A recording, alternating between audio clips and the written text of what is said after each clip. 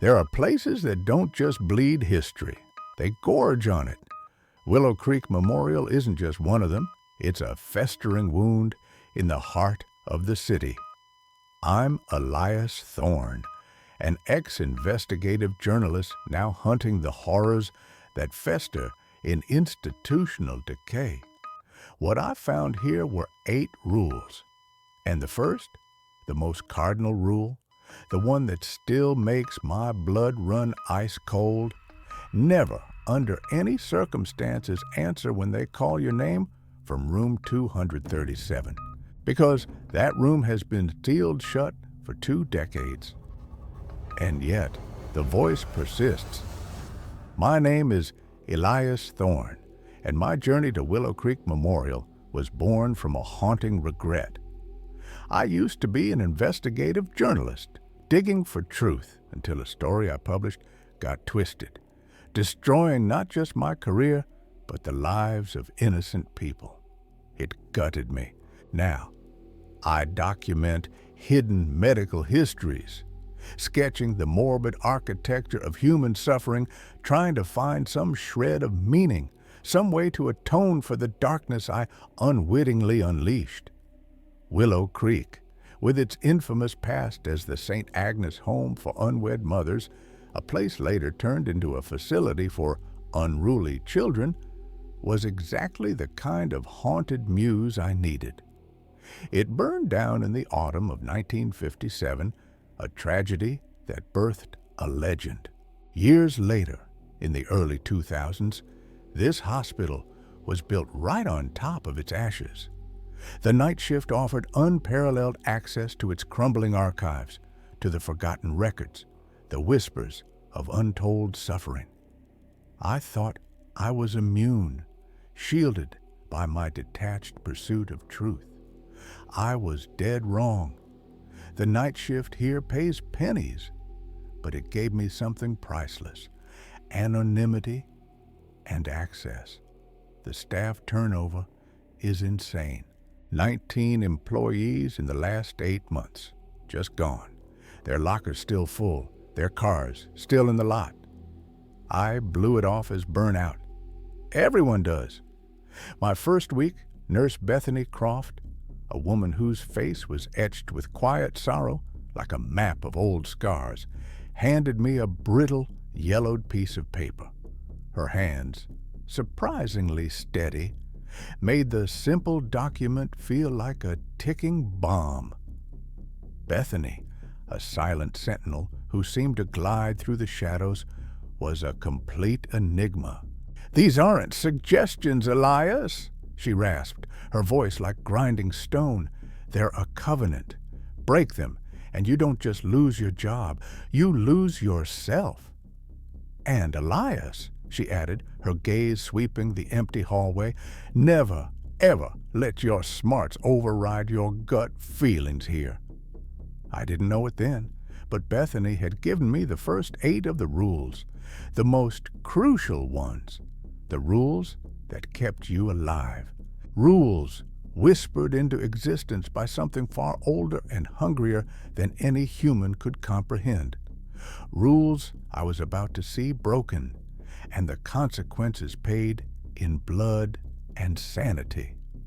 A month after I started, Dr. Lena Hayes joined the night team. She was a brilliant pediatric surgeon, but she'd lost a child on her operating table. Now, she was a wreck, drowning her demons in a bottle, estranged from her family. Willow Creek was her personal purgatory. She scoffed at Bethany's ghost stories as the ramblings of a tired old nurse. Lena was exactly the kind of raw, defiant soul this place had been patiently waiting for. It all started around 2:15 a.m. in Lena's second week. I heard it, a whisper, impossibly soft yet clear as a bell, calling my name from the bricked-over entrance to room 237. "Elias!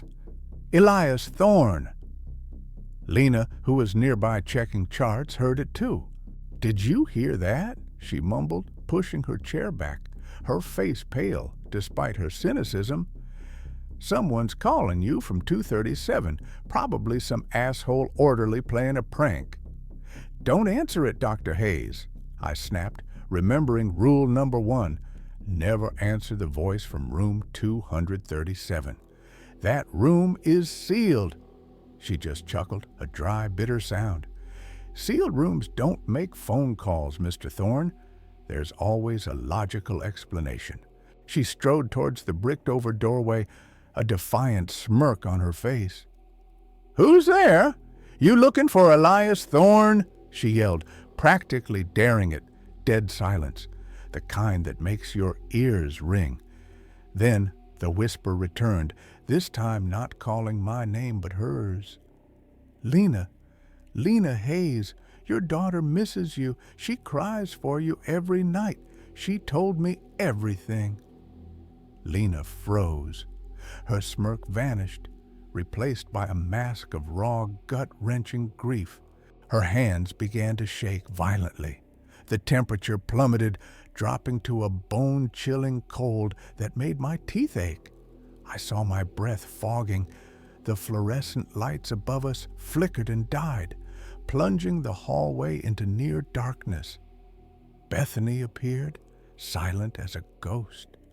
She strode directly to Lena, her face grim. "Rule number 1, Dr. Hayes. The price is paid." She looked at me, her eyes filled with ancient sorrow. "Activate static overlay now, Elias. The sound. Drown out the mimicry." As the static hum filled the air, I heard it, a chorus of faint, distorted children's laughter, echoing from unseen corners, growing closer. The temperature slowly returned. The emergency lights flickered back on, but Lena's scientific skepticism was shattered. She just stood there staring, a hollowed-out shell. 3 weeks after Lena's chilling encounter, Willow Creek splintered. The rules, once whispers of danger, now screamed nightly. It felt like something was methodically probing our defenses, learning our patterns, our weaknesses. One brutal night, at precisely 3:00 a.m., the central patient monitor glitched. It didn't just show 12 vitals. It flickered, showing 15, then 16, then 20. As I frantically tried to disconnect the rogue feeds, a wave of profound dread washed over me. The phantom rooms displayed numbers that twisted my perception. 501, 612, 703, wards condemned for nearly a century. Rule number 4 screamed in my head, "Disconnect the 13th monitor." I knew what lay behind that phantom screen. The occupant watching my curiosity, waiting to manifest. While I wrestled with the wiring, a dissonant chorus of lullabies swelled from the abandoned children's ward. Not a single voice, but a cacophony of unseen children, their voices overlapping in a horrifying off-key symphony.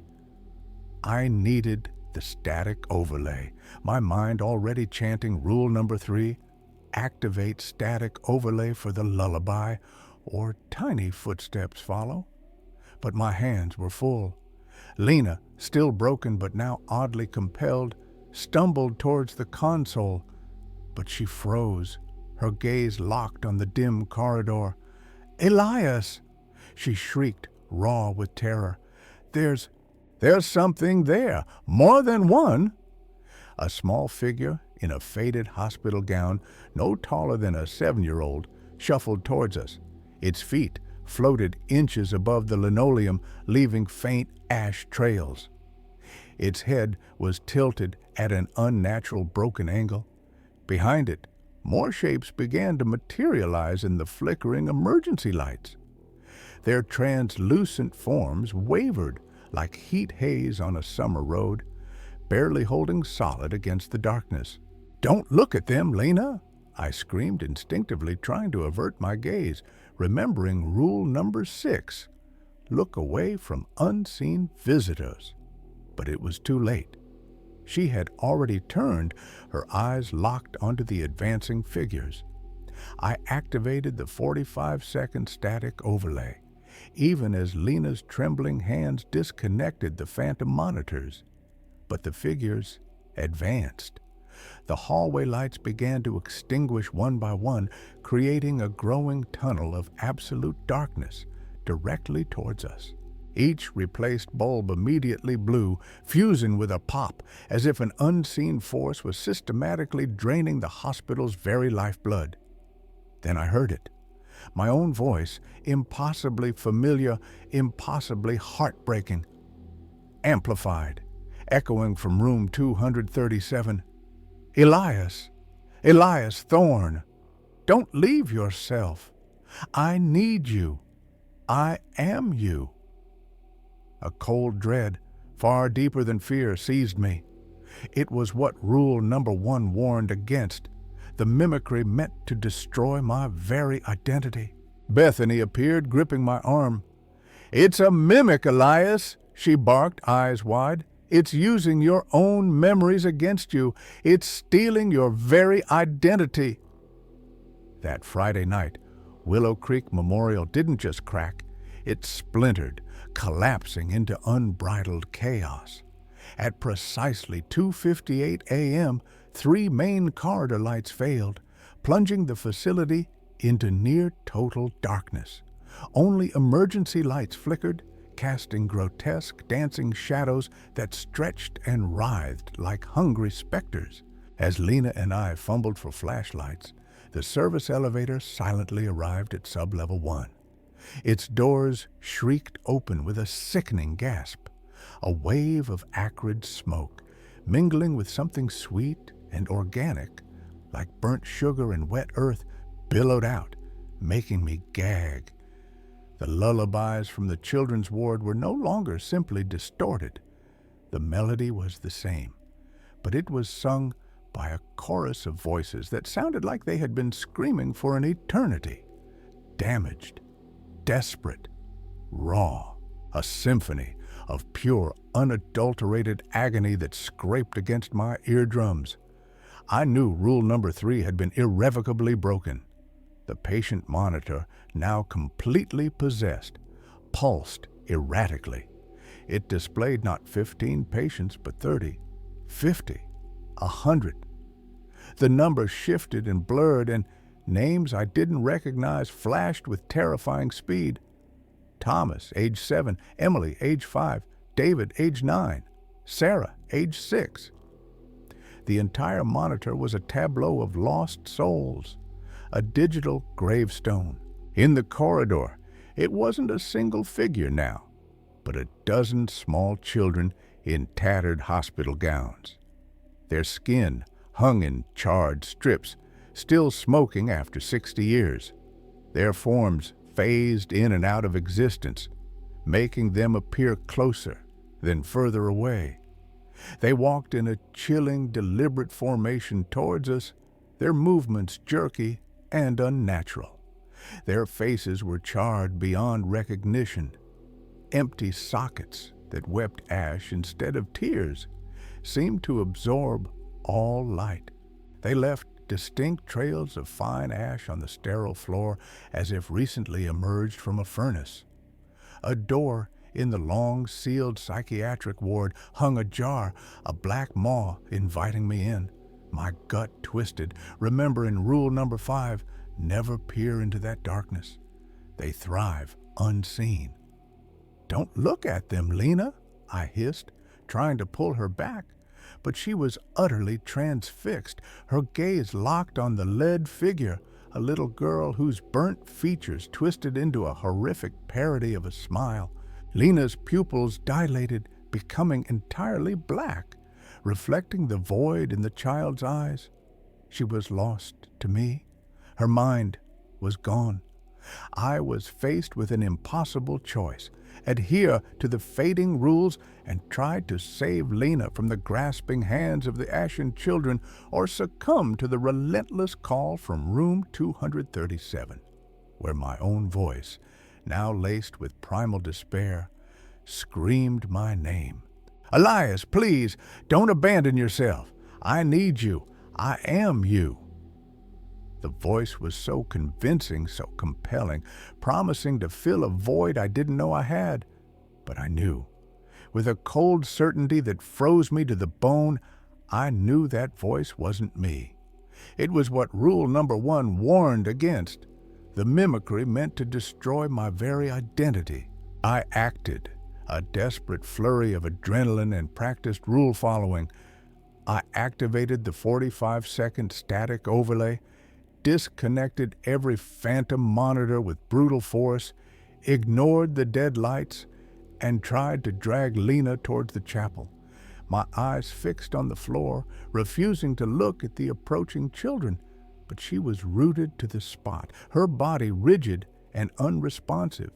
Tears of blood began to seep from her now entirely black eye sockets, dripping onto her charred white gown, forming dark stains. "We want to play," the lead girl whispered, her voice like crinkling parchment, yet clear as a bell, full of a chilling innocence. "We want someone to play with us. We've been alone for so long, so cold." The other children moved, closing in, surrounding us. Their small, charred hands reached out, their touch like freezing embers against my skin as I pulled Lena. I could feel wisps of her mind escaping, dissipating into the grasping fingers of the ashen children, her essence being drawn into their timeless game. Rule number 7 screamed at me, "The chapel! Get to the chapel!" We reached the chapel, and I slammed the heavy oak door shut, locking it with shaking hands, the echoing thud swallowed by the hospital's groaning. Lena collapsed onto the cold tile, convulsing violently. Her eyes remained entirely black, and faint wisps of smoke curled from her mouth, carrying the faint scent of sulfur and burnt fabric, the essence of the orphanage fire. Bethany Croft found me in the chapel 2 hours later. Lena's convulsions had subsided, but she remained unresponsive, her black eyes fixed on nothing. Occasionally, she'd whisper children's names. Thomas, Emily, her voice a broken echo. "It's time you knew the whole truth, Elias," Bethany said, her voice heavy with ancient weariness as she slumped onto a dusty pew. This hospital, Willow Creek Memorial, it was built directly over the ruins of St. Agnes' Home for Unwed Mothers, which tragically became a facility for unruly children before it burned to the ground in the autumn of 1957. Exactly 23 children died in that fire. She paused, taking a ragged breath, her gaze drifting to the chapel's stained glass windows. The fire wasn't an accident. The orphanage director, a man named Jonathan Thorne, locked them in the basement as punishment for some petty rule they broke. When the fire erupted unexpectedly, he couldn't get them out. They burned alive, screaming for help that never came. Their cries still echo in the sublevels. My blood ran cold. Thorne, my surname, Jonathan Thorne, a forgotten shame in my family's history, dismissed as an eccentric and minor local villain. A historian driven to uncover hidden truths, I had inadvertently stumbled upon my own lineage's darkest secret, a direct culpability in the atrocities that spawned these entities. "The rules, Elias?" Bethany continued, pulling me from my shock, her gaze now piercing. "We didn't write them. They were found, etched into the bedrock of the old basement when they were renovating the hospital in the early 2000s. They were scrawled in charcoal, in the trembling, desperate handwriting of terrified children, their final pleas for order, for containment. Each rule corresponds to one of the 23 children who died that night. As long as we follow them, they remain quiet, sleeping, their suffering contained. But if we break them, they awaken. And when they awaken, they remember the pain, the fear, the betrayal of the adults who were supposed to protect them. And they hunger for recompense, for a new playmate, for justice. She gestured towards Lena, a figure of broken scientific arrogance. She saw something she shouldn't have. She witnessed their final moments, felt their terror. Now, a part of her is with them, in that space between life and life after death, where they've been trapped for over 60 years. I looked at Lena, her mind irrevocably gone, her black eyes reflecting the empty vault of the chapel. "Will she recover?"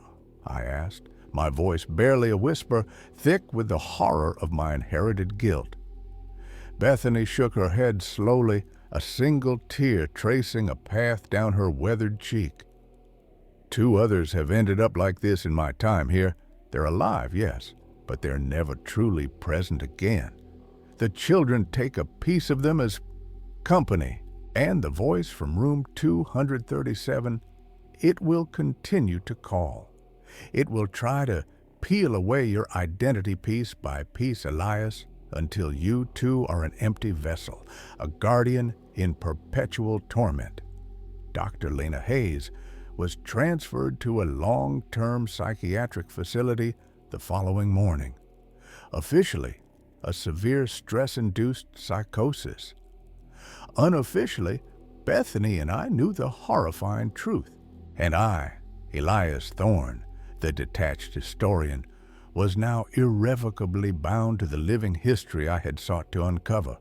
My very surname, a cursed inheritance, tied me to the vengeful echoes of Willow Creek.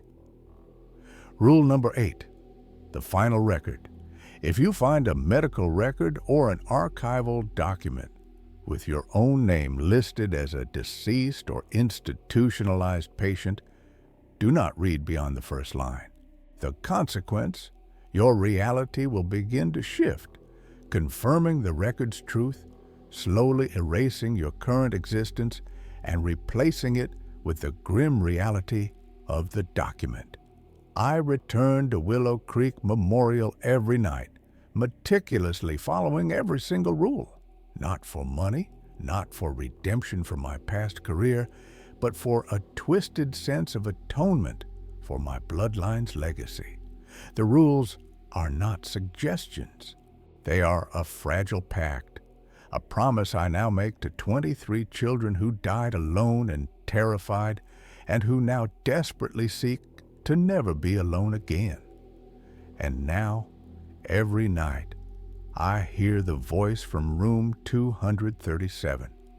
It knows my name, my great-grandfather's sins, and the unspoken truths of my family. It calls to me, sometimes as my own voice, sometimes as the innocent plea of a lost child, always seeking to erode my resolve, to claim its rightful heir. And every night, as I walk these echoing halls, I feel their small, cold hands brush against mine, the ashen children, the residues of St. Agnes. A chilling reminder that one day, inevitably, I will make a mistake.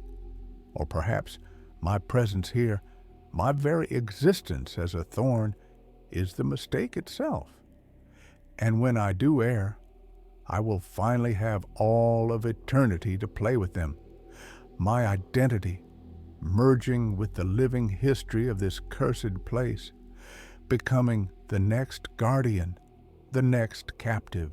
If you work in healthcare, especially the night shift, scrutinize the unofficial guidelines of your workplace very carefully, because the most critical rules are never codified in official documents.